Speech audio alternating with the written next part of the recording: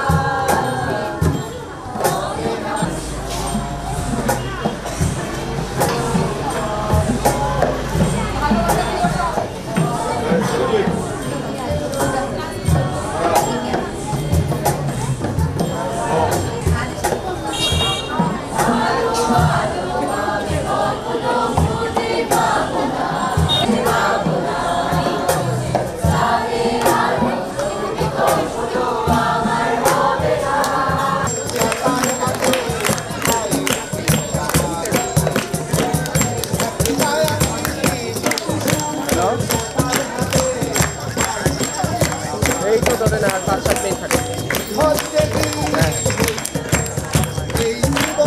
কিছুই থাকবে না, একটাই মাত্র আয়োজন। স্পিকার একটা মনে আছে। হ্যালো